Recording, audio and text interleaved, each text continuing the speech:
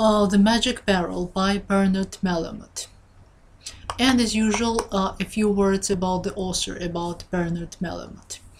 Bernard Malamud was born in Brooklyn, New York. During his youth, he saw many films and enjoyed relating the plots to his school friends. He was especially fond of Charlie Chaplin's comedies. Malamud worked for a year at $4 a day as a teacher in training before attending college on a government loan.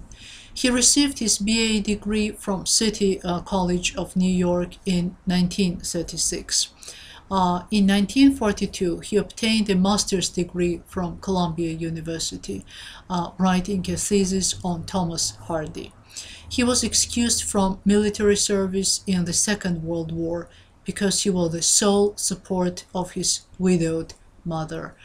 He taught English in New York, mostly in high school classes. Because he lacked the PhD, he was not allowed to teach literature courses, and for a number of years, his rank was that of instructor. He devoted 3 days out of every week to his writing, and gradually emerged as a major American author. In 1967, he was made a member of the American Academy of Arts and Sciences.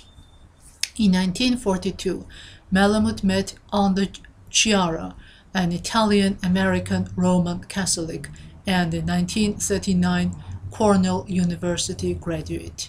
They married on November the 6th in 1945, despite the opposition of their respective parents. Anne typed his manuscripts and reviewed his writing. Anne and Bernard had 2 children, Paul and Jonna. Malamud died in Manhattan in 1986 at the age of 71. And now about interpretation. Interpretation is a Latin word, and it means explanation, definition. Every interpretation presupposes understanding. To understand is, in general, to grasp something. I get it. To see things clearer. Say when an obscure or ambiguous passage becomes clear. To be able to integrate a particular meaning into a larger frame.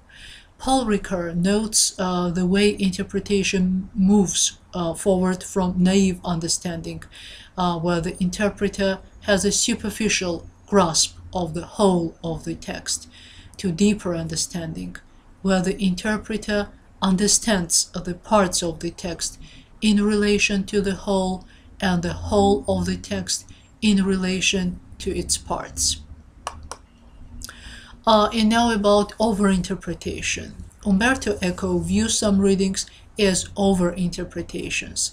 According to him, overinterpretation may be due to overestimating the importance of the indices, which results from a propensity to consider the most obvious elements as significant.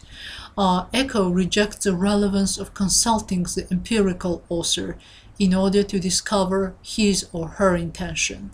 When a text is produced not for a single addressee but for a community of readers, the author knows that he or she will be interpreted not according to his or her intentions, but according to a complex strategy of interactions which also involve the readers, along with their competence in language as a social treasury. And now about story and plot, or sujet and fabula. So story is a narrative of events arranged in their time sequence. A plot is also a narrative of events, the emphasis falling on causality. So if it is in a story, we say and then. If it is in a plot, we ask why. So that is a fundamental difference between these 2 aspects, according to Foster in his Aspects of the Novel. The Russian formalists too made the distinction, but used only 2 terms, the fable, fabula, or basic story stuff, and so the sum total of events to be related in the narrative, and on the other hand, the plot. sujet as they called it. The story is actually told by linking the events together. To formalists, fable is a set of events tied together, which are communicated to us in the course of the work, or what has in effect happened. So plot is how the reader becomes aware of what happened. And now about religion and culture, so culture point, marriage. In Jewish tradition, the joining of a man and woman in marriage is known as kiddushin, from the root kadosh, or holy. It is through this holy union that a husband and wife emulate the biblical description of Adam and Eve. And they shall be one flesh, and in partnership with God, through marriage, they fulfill what was ordained from God. Be fruitful and multiply. And now about arranged marriages in Jewish society.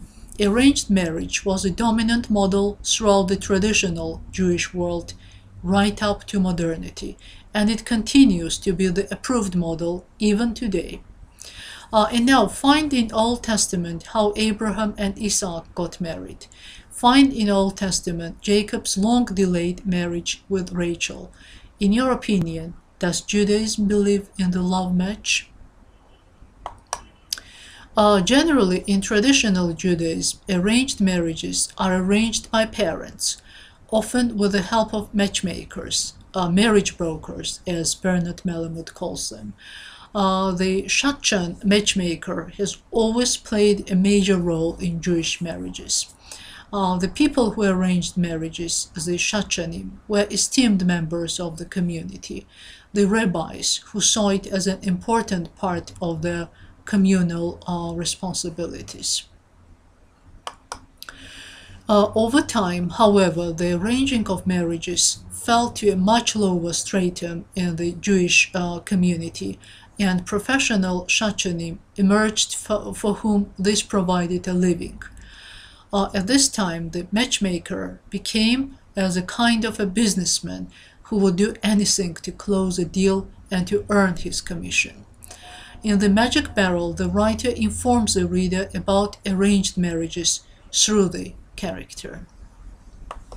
He remarked in passing that the function of the marriage broker was ancient and honorable, highly approved in the Jewish community, because it made practical the necessary without hindering joy. Moreover, his own parents had been brought together by a matchmaker. They had made, if not a financially profitable marriage, since neither had possessed any worldly goods to speak of, at least a successful one in the sense of their everlasting devotion to each other.